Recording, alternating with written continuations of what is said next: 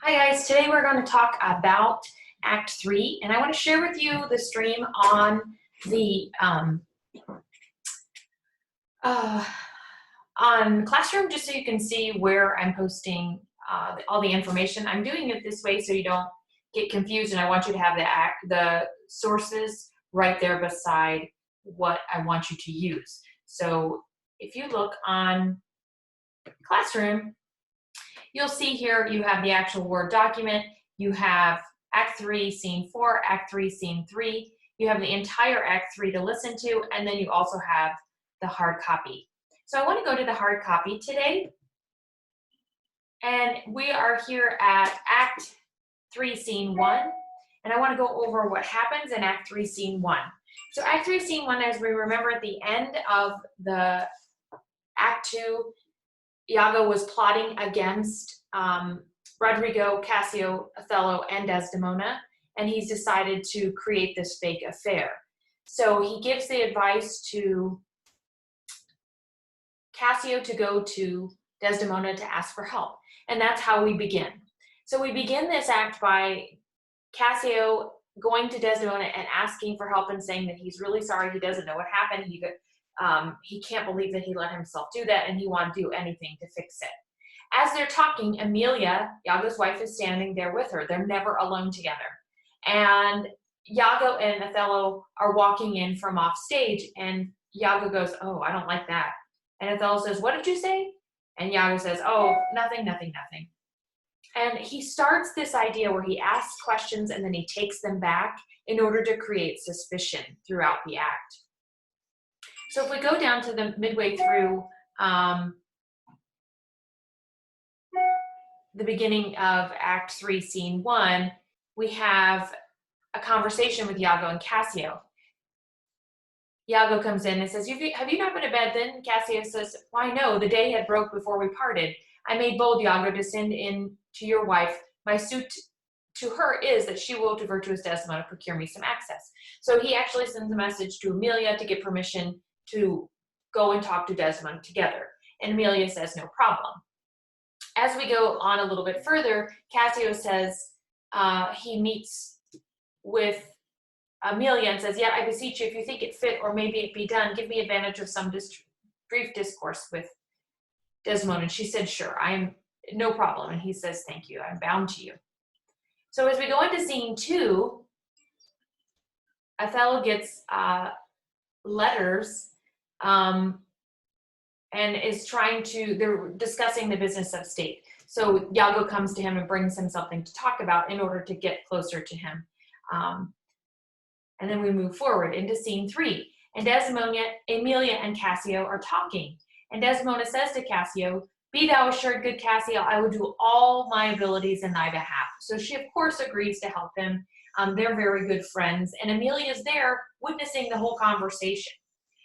Desdemona says a little bit further, or Cassio asks her, he says, "I but lady, that policy may either last so long or feed upon such a night and waterish dish, or breed itself so out of circumstance that I being absent and my place supplied by my general will forget my love and service." So he's worried about the fact that if he isn't in contact with him all the time as his advisor, that he is going to, lose fashion, lose the position that he has with Othello, which he's partially right, because who's talking in his ear now and replacing all those good opinions of Cassio is Iago. Iago is telling Othello all these terrible things, which aren't really true. Desdemona assures Cassio, and she says, "Don't doubt that. Before Emilia here, I give thee warrant of thy place. Assure thee, if I do a vow, I'll perform it to the last article. My lord shall never rest. I'll watch him tame and talk him out of patience. His bed shall seem a school, his board a shrift. I'll intermingle everything he does with Cassio's suit. Therefore be merry, Cassio, for thy solicitor shall rather die than give thy cause away." So she says, "I will do anything. I'll plague him with it every single day," which of course is a problem, because the more that Desdemona talks about Cassio, the more suspicious Othello becomes because of Iago. So as they're talking, Othello and Iago enter at a distance, and Emilia says, "Here comes my lord, madam." And Cassio says, "Madam, I'll take my leave." So he knows that he doesn't want to upset Othello by his presence, so he decides to leave. As this is all happening, Iago says, "Ha, I like not that. I don't like that." And Othello says, "What dost thou say?" Iago, "Nothing, my lord. Oh, I don't know anything." Othello, "Was not that Cassio parted from my wife?" Iago, "Cassio, my lord. Not sure. I can think that we should steal away so guilty like that without you seeing you coming." So he's putting a spin on it. He's like, "Oh no, I'm sure that wasn't him because he like skulked away and he was being guilty." Othello, "What do you mean?" And Iago says, "No, nothing." And Othello says, "I think that was him." And then he approaches Desdemona, and Desdemona says, "Why, your Lieutenant Cassio, good my lord, if you have any grace or power to move you, his present reconciliation take. For if he be not one that truly loves you, that errs in ignorance and not in cunning, I have no judgment and on his face. I prithee call him back." So she tells him the first thing, "I was talking to Cassio, call him back, talk to him, you guys talk this out. You'll work it out." And he's like, "No, not now. Maybe some other time." Desmond says, "Yeah, but now." And he says, "No, I don't want to." She's like, "How about at supper?" And he's like, "No, not tonight." And then, "How about tomorrow?" "No, not tomorrow. I'll figure it out." So then tomorrow night, she says, "Tomorrow night you guys can work it out." And he says, "Okay, let's not talk about this anymore." And they move on. And Desdemona is not sure why he wants to push it away, but he ends up saying, "Well, I won't deny you anything. I love you and I will do whatever you ask of me." And she says, "I am your obedient servant. Also, I will do whatever you have, but let's work this out." So then they keep talking, and Othello loudly professes his love for his wife, which Iago thinks is despicable. He thinks that's a weakness in men, that he would actually propose that he say it out loud that he loves his wife, because Iago has absolutely no interest in love. He doesn't think it's worthy. He doesn't even think it's true. Iago only cares about himself.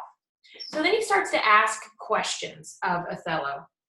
And he says, "My noble lord," Othello, "what dost thou say?" Iago, "Did Michael Cassio, when you wooed my lady, know of your love?" Othello, "He did, from first to last. Why dost thou ask?" Iago says, "Oh, just for satisfaction of my thought, no further harm." "Why do you ask me that?" "I didn't think he was acquainted with her." "Oh, yes, they went in between us very oft. He was the one that delivered the notes. He's the one who delivered my messages to her, and she to him. So he was kind of the go-between." And Iago's like, "Oh, I didn't know that. What do you think?" "What do you mean, what do I think?" "Well, what are you thinking? Why are you asking me that?" "Oh, I'm just asking that." And Othello says, "Think, my lord, by heaven he echoes me. If it were some monster in his thought too hideous to be shown, thou dost mean something. I heard thee say, but now thou likest not that, when Cassio left my wife. What didst thou not like? And when I told thee he was of my counsel in my whole course of wooing, thou criedst, Indeed, and didst contract and purse thy brow together, as if then hadst shut up thy brain some horrible conceit. If thou dost love me, show me thy thought." So he keeps asking him, why does he keep echoing him? What is it he's suspicious about? And Iago says, "Oh, you know what? It's just because I'm too fond of you. I want to do right by you. And I'm suspicious by nature. And I think that Michael Cassio is honest. But," and he's like, "What do you mean, but?" He's like, "Beware the green-eyed monster. Beware of jealousy. I have not proof anymore, but I have heard rumors about the fact that there may be something there." And he's like, "No, I'm Othello. She chose me. I am not somebody that is easily jealous. And don't come to me with idle gossip. If you have something real to say, you bring me proof. And if that, then proof, then we'll go to action." So Iago says, "Good my lord, pardon me. Though I am bound to every act of duty, I am not bound to that all slaves are free to. Utter my thoughts. Why say you then are vile and false? And where's the palace whereunto foul things sometimes intrude not? Who has breast so pure? But some uncleanly apprehensions keeps leets and law of days, and in sessions sit with mediations lawful. So he keeps kind of going through this whole idea about where tends to be suspicious by nature. He tends to see things where there aren't things. And Othello says, don't conspire against my friend. But he goes on and he keeps up this constant questioning. And Iago says, I do beseech you, though I perchance am vicious in my guess, as I confess it is my nature's plight to spy into abuses. And oft my jealousy shapes faults that are not, but your wisdom yet, for one that are so imperfectly conceives, would take no notice, nor build yourself trouble out of his scattering and unsure observance. If it were not for your quiet nor your good, nor for my manhood, honesty, or wisdom, to let you know my thoughts. So he's like, I don't really want to know you because I let you know what I'm thinking, because I'm really suspicious by nature, and I just don't want to add any suspicion, which of course he does. He's doing this on purpose completely. This is a complete ruse. So Othello says, by heaven, I'll know your thoughts. You better tell me. Iago says, oh, beware, my lord of jealousy. It is the green-eyed monster which doth mock the meat it feeds on. That cuckold lives in bliss, who certain of his fate lives not his wronger. But oh, what damned minutes tells he o'er, who dotes yet doubts, suspects yet soundly loves.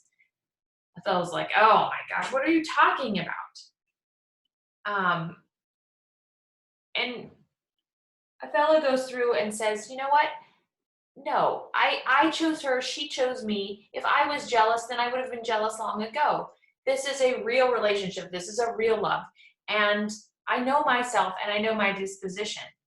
At the end of his speech, of Othello's speech, he says, though,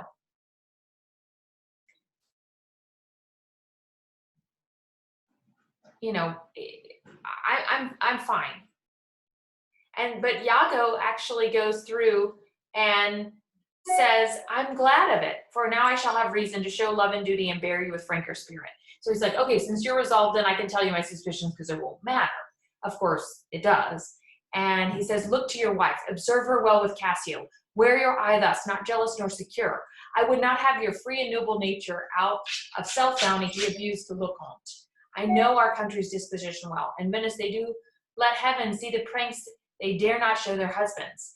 Their best conscience is not to leave undone, but to keep unknown. So he says, it's, remember, playing on this same idea that we experienced in the Canterbury Tales. So you have this idea that he was, you know, the older men who marry young women are in trouble and that they're always going to cheat. So this goes on and on and on. They continually, he just keeps in his head about what is happening and the fact that there could be some kind of proof of their affair. And so as we work through the act, he talks about how his opinions have affected Othello's, has moved him and made him question. And he's like, no, I'm fine. Just forget about it. And he says, well, I don't want to hear any more about it because I have to have proof of this. And so he leaves him at that. And we have him end the scene with saying, prerogative are less than they base. This is tiny, 'tis destiny unshunnable like death. Even then this forked plate is fated to us when we do quicken. Look where she comes. Oh, if she be false, then heaven mocks itself. I do not believe it. So every time he's in contact with Desdemona, he knows that she's true and he loves her. And she comes up to him. Now, one thing we have to understand about Othello and with Shakespeare is that he creates some kind of physical infirmity to go along with somebody's weakness. So in this case, Othello has epilepsy. So whenever he gets really upset, he goes into a fit. And as he's kind of thinking over all the things that Iago has said to him and the suspicions that he has planted, he gets sick. Desdemona says, how now, my dear Othello, your dinner and generous islanders by you invited do attend your presence. Oh, I am to blame, he says. Desdemona, why do you speak so faintly? Are you not well? Othello says, oh, I have a pain in my forehead, so I have a headache. Faith, that's with watching. Till away then. Let me be but blinded hard with its hour, it will be well. So she wipes his brow and helps him. And she said, well, we can stay in if you need to. And he's like, no, no, no, I'll come with you. And as she gets up to walk him out, she drops her handkerchief on the bed and says, I'm very sorry that you're not well. So they exit. And Amelia says, oh, look, I'm glad I found this napkin. This was her first remembrance from the moor. My wayward husband hath 100 times wooed me to steal it, but she so loves this token, for he conjured her she would ever keep it, that she reserves it evermore about her to kiss and to talk to.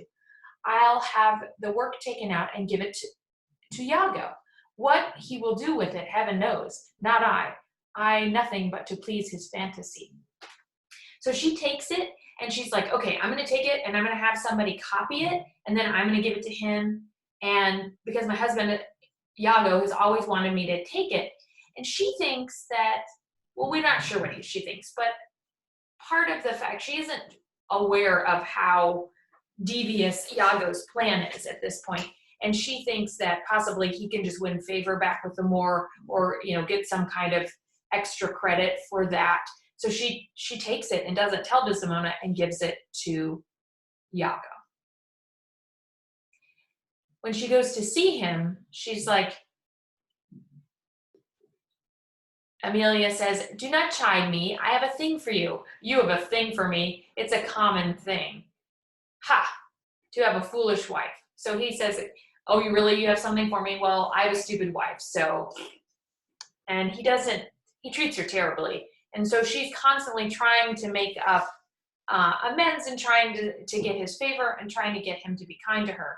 And then she admits that she found this handkerchief. And he's like, what handkerchief? And she said, the one you keep asking me about that belongs to Desdemona that Othello gave to her. So we learn a little bit later that the handkerchief is the first gift that Othello gave to Desdemona when they were dating, and that it was his mother's, and that she wished him to give it to his wife someday. So it was very important. It may not be expensive, but it is something that's really important to him.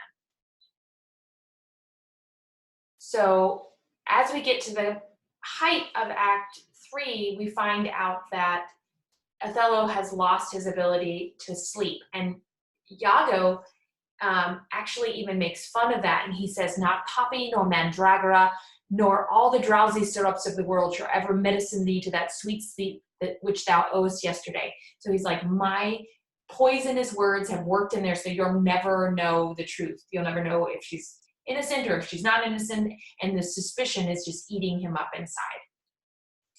And Othello sees him, and he's like, you know what? Are you being false with me? And Iago says, why? How now, General? No more than that. Avaunt, be gone, hast thou set me on the rack. I'll swear 'tis better to be much abused than to little know it. So he's like, I wish you had never told me anything other than having suspicion.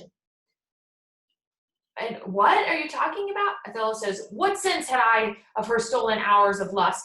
I saw it not, I thought it not, it harmed me not. I slept very well the next night, was free and merry, and found not Cassio's kisses on her lips. He that is robbed, not wanting what is stolen, let him not know that he is robbed at all. So he's like, I never thought about this before until you put it in my head. This is your fault. And you know what? If you are lying to me, I will kill you. And so he actually physically accosts him here with his words and his actions. It's portrayed many different ways, and depending on, you know, which version theatrically it's done. But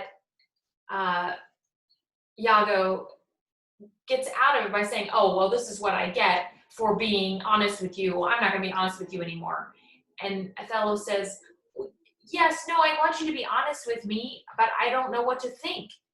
And he comes down and he says, he needs proof. And he gets really angry. And after Iago says, oh, well, this is what I get for being honest with you, Othello says, no, stay, thou shouldst be honest. Iago says, I should be wise, for honesty's a fool and loses what it's worth. So if I just get punished for being honest. And Ella says, by the word, I think my wife be honest, and I think she is not. I think that thou art just, and I think thou art not. I'll have some proof. Her name, that was as fresh as Dian's visage, and now begrimed and black as my own face. If there be cords or knives, poison or fire, suffocating streams, I'll not endure it, where I were satisfied. So he wants proof. And so Iago's like, oh, okay. Well, by the way, I might be proof. I'm not sure, but I think I have proof. And he says, oh, you're full of it. And Iago says, no, I was asleep one night and I overheard Cassio say something. And Othello says, give me a living reason she's disloyal. Iago says, I do not like my office, but since I am entered to this cause so far, so I don't like that I have this job, but since I'm already here, pricked to it by foolish honesty and love, I will go on. I lay with Cassio lately, and being troubled with a raging tooth, I could not sleep. There are kinds of men so loose of soul that their sleeps will mutter their affairs. One of this kind is Cassio. In sleep, I heard him say, sweet Desdemona, let us be wary, let us hide our loves. And then, sir, he would gripe and wring my hand, cry, oh, sweet creature, and then kiss me hard, as if plucked up by kisses by the roots that grew upon my lips. Then laid his leg over my thigh and sighed and kissed, and then cried, cursed face that gave thee to the Moor. So he relates the fact that they're living in the barracks, so they would have been in close proximity to one another, and Iago says he was up late with a toothache, and he overhears Cassio dreaming and like pretending to kiss his pillow and saying that he loves Desdemona.